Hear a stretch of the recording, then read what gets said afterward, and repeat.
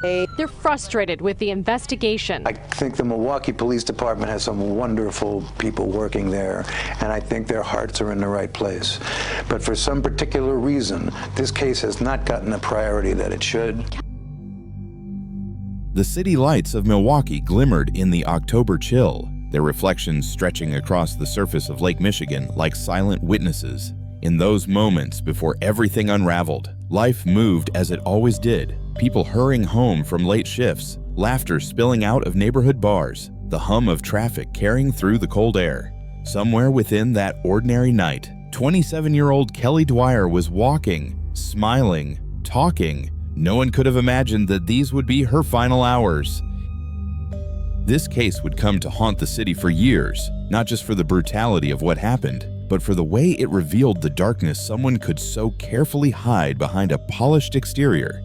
It is a story of deception, control, and the tragic consequences when trust is placed in the wrong hands.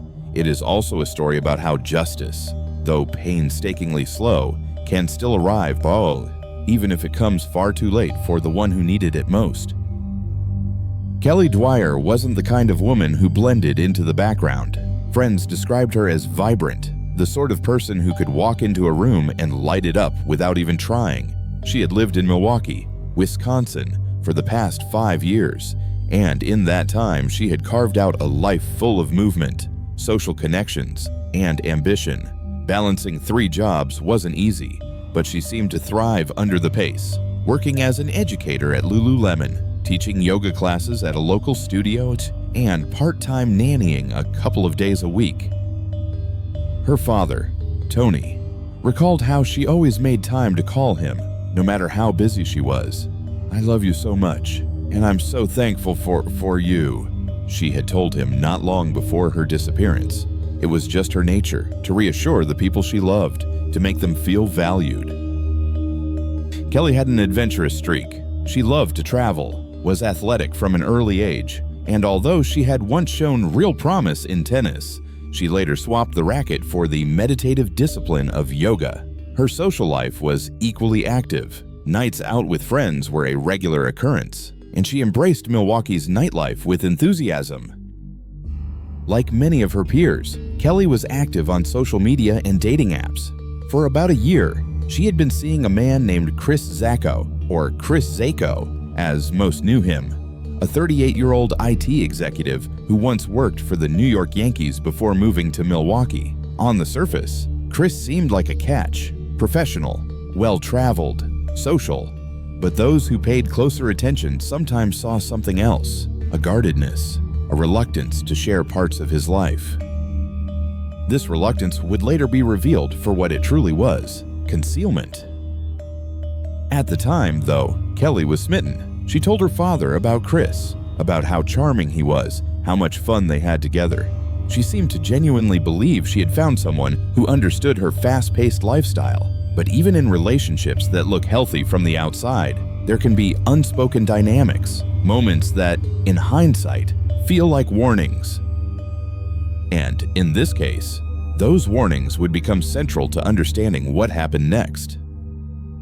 October 10th, 2013, was just another Thursday night in Milwaukee, or so it seemed.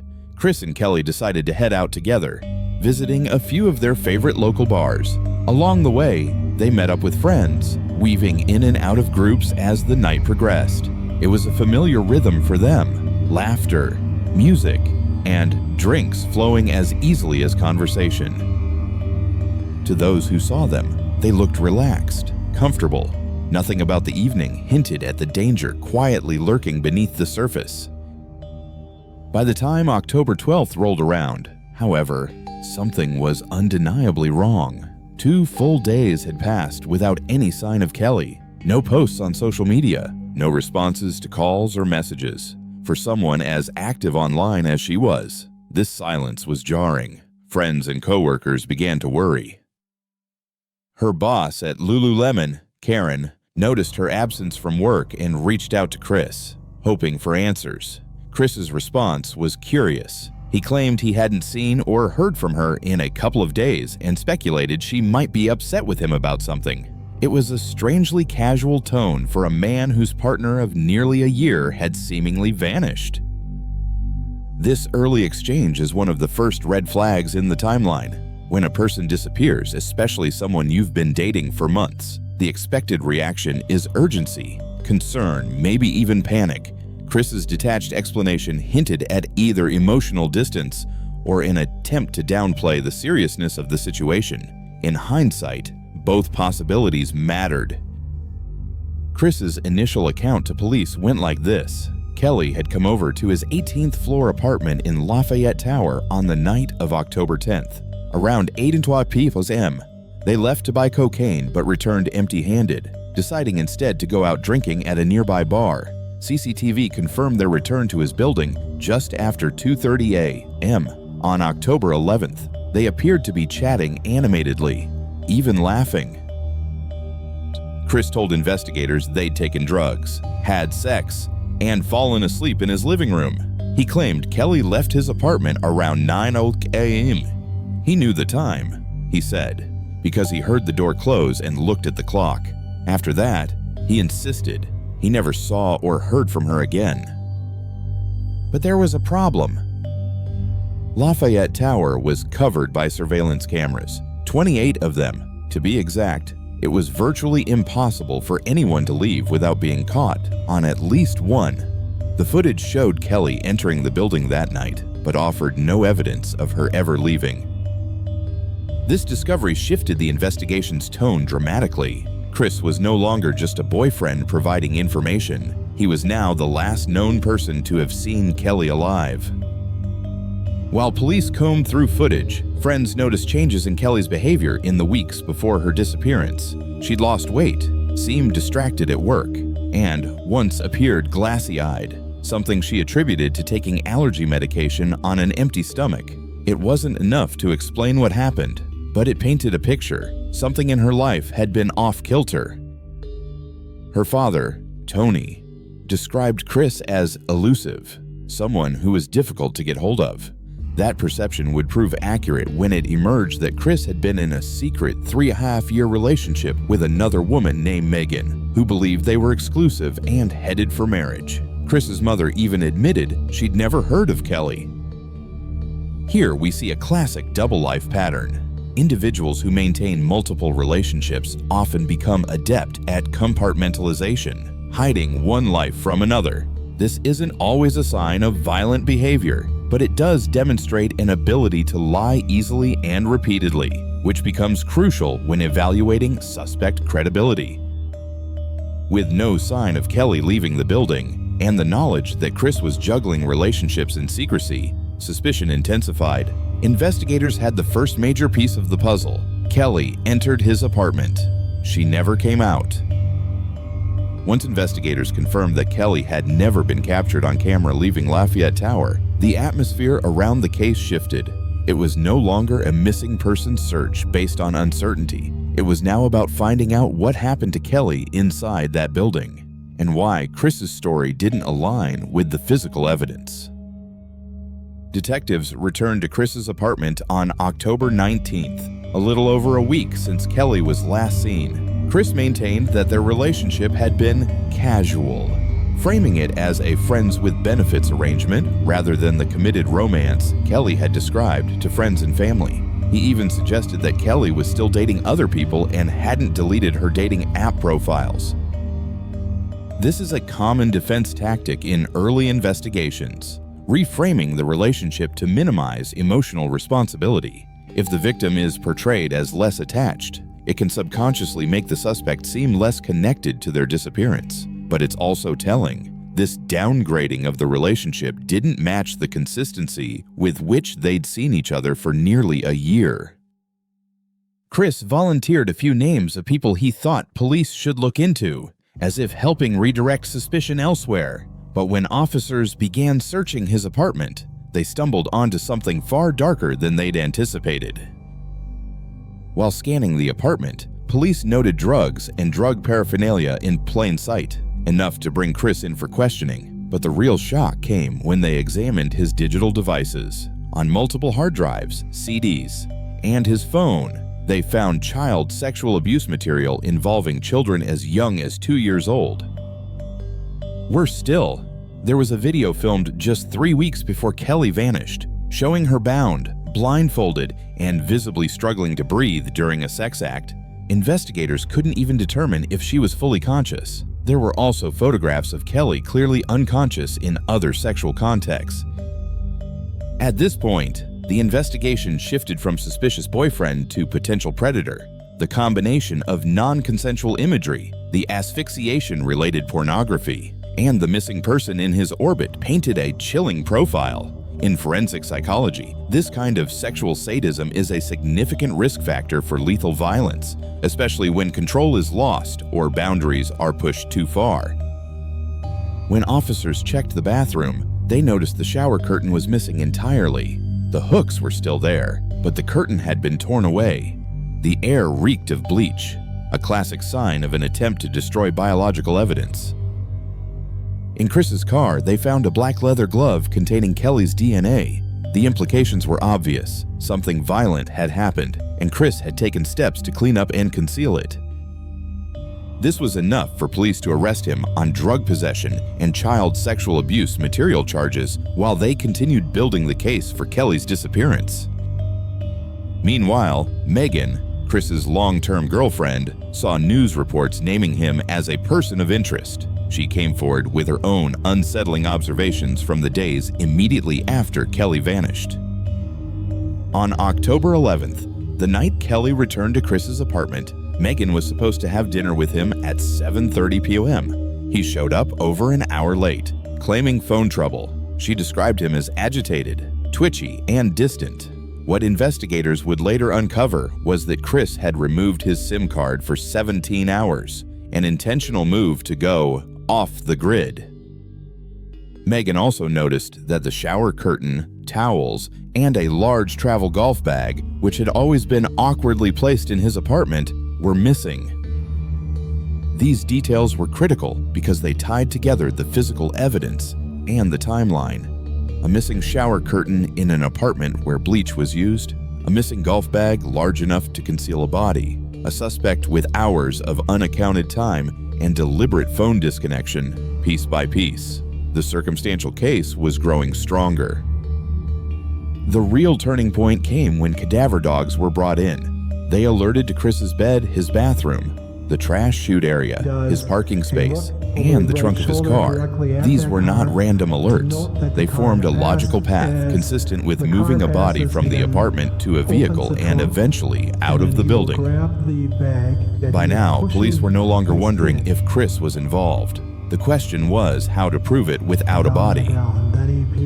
By late October 2013, the investigation had crossed a critical threshold. It was no longer a matter of speculation. Every clue, from missing household items to the cadaver dog alerts, pointed toward the same conclusion. Kelly Dwyer had died inside Chris Zako's apartment, and he had gone to calculated lengths to conceal the truth. One of the cadaver dog alerts, near the apartment building's trash chute, raised an alarming possibility. Detectives theorized that Kelly's body, or items linked to her, might have been temporarily placed in the chute before being moved elsewhere. This theory prompted an exhaustive landfill search, a grueling and often fruitless endeavor in missing persons cases. For days, Milwaukee detectives sifted through tons of debris, hoping to recover evidence. Nothing definitive emerged, but the level of effort underscored how seriously they were pursuing the lead. Landfill searches are one of the most physically and emotionally demanding tasks in forensic investigation. They are costly, time-intensive, and often yield no tangible results. But in cases where a body is believed to have been disposed of via municipal waste, they can be the only shot at finding key evidence. The choice to undertake one here spoke volumes about the strength of the detectives' suspicions. The timeline of Chris's movements became increasingly suspicious under scrutiny. October 12th, 7:30 a.m. Chris leaves Megan's condo claiming he wants to buy cheese for her parents. He embarks on a 160-mile round trip to Madison, Wisconsin. Hours later, he returns, but by then, investigators believe Kelly's body had been disposed of in a rural, wooded area along the route. Megan later told police she found this cheese trip bizarre. Why drive such a long distance for something so trivial, and on a morning when his casual girlfriend was missing? Adding to the suspicion, during key windows of this journey, Chris's phone was without a SIM card. This deliberate act effectively cut off any real-time tracking, leaving only broad inferences from when he reinserted it.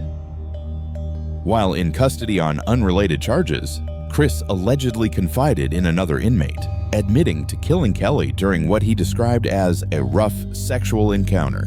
He reportedly sought the inmate's help in arranging a hit on an ex-girlfriend. Unfortunately for prosecutors, this damning statement could not be presented in court due to evidentiary rules. But behind closed doors, it only deepened the investigators' conviction that they were dealing with a man who had crossed the line from sexual coercion to lethal violence. As the investigation widened, former partners of Chris painted a deeply disturbing pattern. Several described consensual relationships that morphed into dangerous encounters. Choking and asphyxiation became recurring elements. Safe words were ignored. One woman recalled him pinching her nose to cut off all breathing, then praising her afterward for doing a good job. Another said he raped her while her children slept in the next room. From a behavioral analysis standpoint, these testimonies were crucial. They established a consistent pattern of escalating control, sexual violence, and disregard for boundaries. While past behavior is not always admissible in court, patterns like this help investigators, and eventually juries, see that an alleged accident fits within a history of dangerous conduct.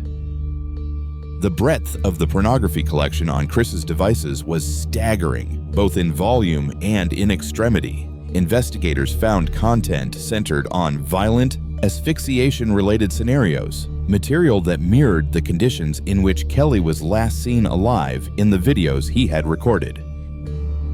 Prosecutors would later use this to argue that Chris's sexual interests and actions were not only linked but premeditated in nature, that Kelly's death was not an unforeseeable mishap, but a foreseeable outcome of dangerous, repeated behavior. By early 2014, the case hit a frustrating wall. Despite the mounting evidence, Kelly's body had not been found. Without it, prosecutors faced the uphill battle of a no-body homicide case, a legal challenge that relies entirely on circumstantial evidence and expert testimony. But in the spring of 2015, everything changed. It had been more than a year and a half since Kelly Dwyer vanished. For her family, time had become a cruel paradox. Every day without answers stretched endlessly, yet each week slipped by in a blur of grief, frustration, and fading hope. Then, in April 2015, a call came in to authorities from a rural area outside Milwaukee. A local resident had spotted what appeared to be a human skull tangled in an overgrown embankment along a dead-end road. Investigators rushed to the scene, their hopes guarded but their urgency palpable. What they found was a fully intact skeleton, save for a few missing finger bones. The right leg was rotated inward, the left arm bent unnaturally behind the ribcage and spine. There were no clothes, no personal items, nothing to immediately confirm identity. But the location told its own story. The wooded embankment was secluded, accessible only via a small rural road. It was also roughly 10 miles from the location where Chris had bought a pair of shoes on October 12, 2013, the same day he made his suspicious cheese trip to Madison. In investigative terms, this was a chilling validation of earlier theories. Detectives had speculated that Chris disposed of Kelly's body somewhere along his return route. Now, the distance matched, the setting fit, and the concealment method aligned with patterns seen in similar cases. On May 1st, 2015, dental records confirmed what Kelly's loved ones had feared but needed to know. The remains were hers. The discovery brought a bittersweet form of closure. Her family could finally lay her to rest, but the cause of death, after so much time, was impossible to pinpoint.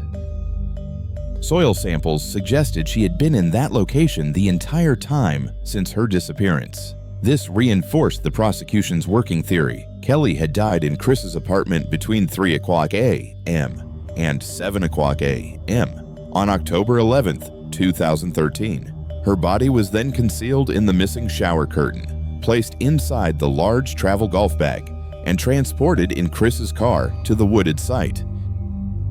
Using surveillance footage, phone data, and witness testimony, investigators pieced together the likely sequence.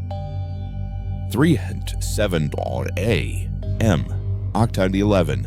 Kelly is killed inside Chris's apartment, likely during a violent asphyxiation-related act.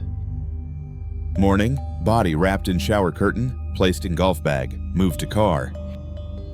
10:06 a.m.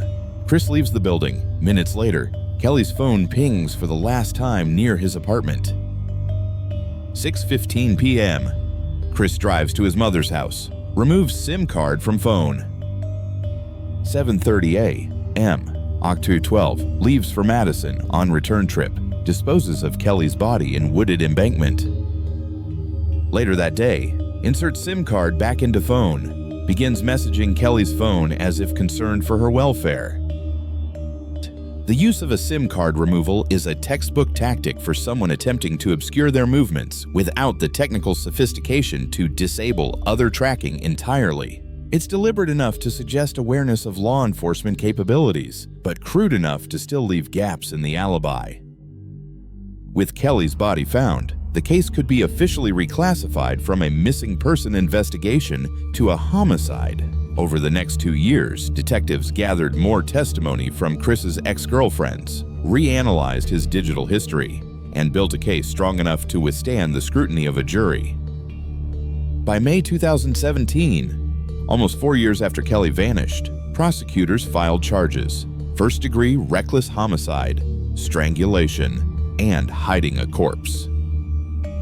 The criminal complaint against Chris Zako read like a mosaic of damning details, not one single piece conclusive on its own, but together forming a deeply incriminating picture. Prosecutors had gathered testimony from at least 5 other women who described patterns of sexual coercion and violence, strikingly similar to what they believed had happened to Kelly Dwyer. From the outset, the district attorney's office was clear. This case was largely circumstantial, but the sheer volume and consistency of the evidence made it powerful. In many ways, the trial would be about teaching the jury how to read between the lines. Assistant District Attorney Sarah Hill opened with a timeline that walked jurors through October 10 to 12, 2013, step by step. Surveillance footage showed Kelly entering Chris's building in the early hours of October 11th and never leaving. She explained the missing items from his apartment: the shower curtain, towels, rug, and the travel golf bag, and how these fit the theory of body concealment. Megan's testimony about seeing the golf bag before Kelly's disappearance and its absence afterward was emphasized. The cadaver dog alerts were presented as independent corroboration, from the apartment bed to the bathroom, to the trash chute, to Chris's parking space, and finally inside the trunk of his car. Digital forensics were also key. The prosecution highlighted the SIM card removal for 17 hours during the critical window, the last ping from Kelly's phone occurring near Chris's apartment after he claimed she'd already left, the video and photographs of Kelly unconscious or in distress weeks before her death, the extensive collection of violent, asphyxiation-related pornography. In cases like this, the constellation approach, building a narrative from many interlocking points, can be more persuasive than relying on a single smoking gun. Jurors begin to feel the weight of improbability. Could all these coincidences align unless Chris was involved? Chris's legal team tried to dismantle each element of the prosecution's case. They argued the relationship was consensual and casual, implying Kelly had other romantic interests and could have left the apartment unnoticed. They pointed to the lack of direct video evidence of the golf bag being loaded into his car. They suggested the cadaver dog alerts were unreliable without physical evidence to match.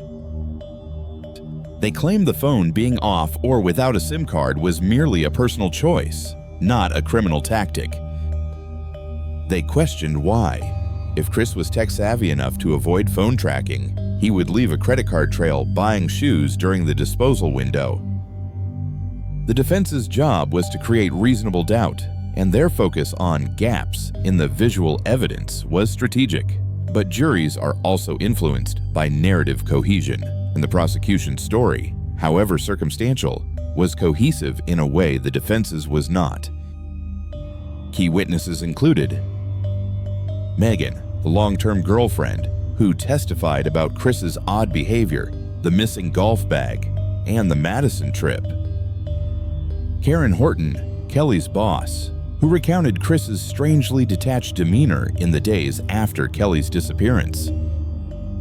Detectives who walked jurors through the surveillance review, cadaver dog work, and search results. Former partners whose stories painted a chillingly consistent pattern of sexual violence and disregard for consent. After 9 days of testimony, the jury deliberated for just 2 hours before returning with their decision: guilty of strangulation and suffocation, first-degree reckless homicide, and hiding a corpse. It had taken nearly 5 years since Kelly's disappearance, but the man responsible was finally convicted. The courtroom was heavy with the kind of silence that feels physical, the air charged with the weight of years of grief and anticipation. Kelly Dwyer's family sat in the front row, holding on to each other as the jury foreperson stood to deliver the verdict. Guilty on all counts. The decision landed like both a blow and a release, confirmation of what they had long believed, but also the brutal reminder that this conviction would not bring Kelly back.